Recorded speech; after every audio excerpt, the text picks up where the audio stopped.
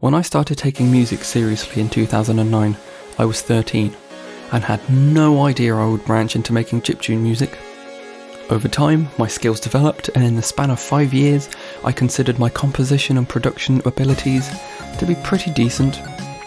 Since 2015, I have been experimenting with different styles of music while still maintaining a generally chiptune sound, and I wanted to use this time to take a look back over the decade, as I'm sure many people on YouTube are today, to see how my music ability and style has transformed. The first music I uploaded to YouTube were covers of various songs such as Sweet Child of Mine by Guns N' Roses, Ghostbusters, Plug-in Baby by Muse.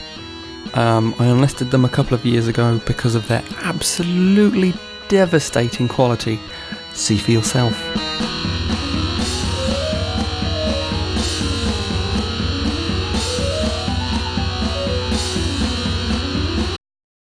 By 2011, I was creating relatively decent original music, although it still didn't sound that great. Here's one called Metaphoric Illusions, which we'll talk more about later.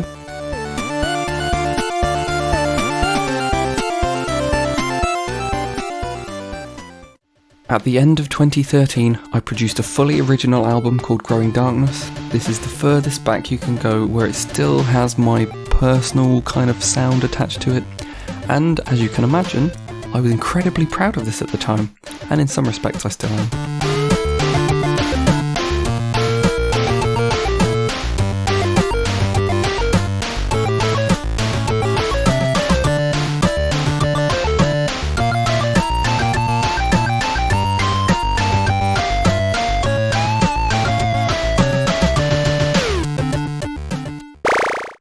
In 2014, I started taking part in a Song a Week challenge, where the goal is obvious and I shouldn't have to explain what it's about. Each week, on a subreddit, a theme would be announced and everyone taking part posted their submissions and gave feedback to each other.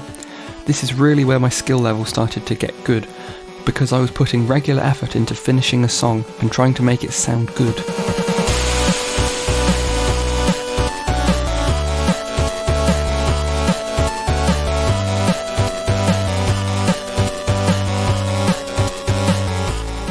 During this year, I released 3 albums, and then I started university, so naturally I dropped off the music scene while I was super busy and overwhelmed.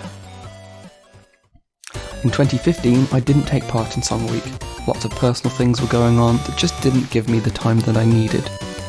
Although I did make an album I am probably the most proud of to this day, called Basking in the Sunlight. It features several songs inspired by my time at high school, my first year at uni, and was titled so because in the morning I would commonly see my cat spread out across my bed, soaking in the rays of sunshine, and that to me is pure bliss. As well as Basking in the Sunlight, I released 2 cover albums and was noticed by the drummer of Muse, which is pretty good going if you ask me.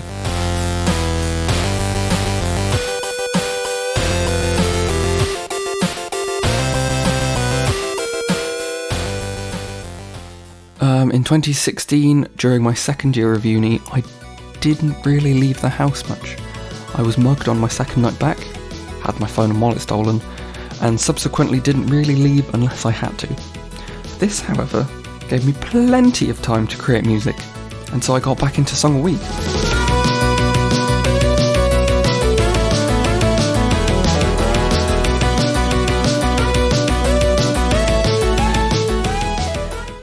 By far my most productive year, I released 5 albums, 4 of which were Song a Week related, largely tied to technique and genre experimentation, and another with an actual theme surrounding it called On the Brink of Collapse.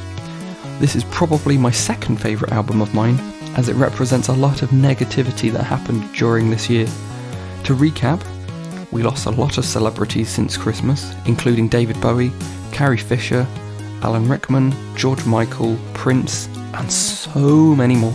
Trump was elected president, Brexit started in the UK, the idea of fake news completely blew up, and most importantly, my cat nearly died. This was a stark contrast in comparison to Basking in the Sunlight, as it represents completely opposite emotions, songs about loneliness, dementia, and a very British problem involving tea and biscuits. It's a shame the hashtag, when you dunk a biscuit in your tea and it falls off, never really caught on. Since 2016, my output significantly slowed down. I released one album in 2017 called Server Error, and 2 more in 2018, made of various songs from Song a Week.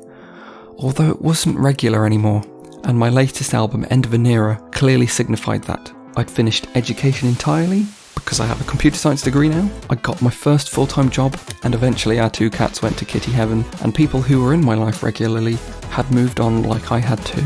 However, it was not too sombre, as it was meant to be a celebration of bigger and better things, which brings me to the whole point of what you're watching. I've been listening to a podcast a lot lately, co-hosted by Destin Sandlin, who you may know as Smarter Every Day, called No Dumb Questions. There is one particular episode where he talks about seeing his kids graduate from middle school, and in that moment, without a second thought, decides he needs to quit his job to spend more time with them before they grow up and move out, while he still can.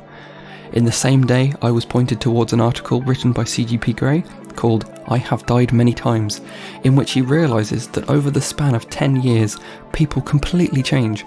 Not only has every single cell in a person's body been replaced by a new one, but our thoughts, opinions, and daily lives have changed too. When I realised then that life is made of chapters, the start of this new decade is a perfect opportunity to embrace that. I've been doing this for 10 years. I think that what I make is awesome, despite these days being few and far between. But I no longer wish to make chiptune music anymore. Don't get me wrong, music is always deep in my heart and always has been. It's what makes me who I am. But chiptune is not. You'll soon see what I mean. To a new decade.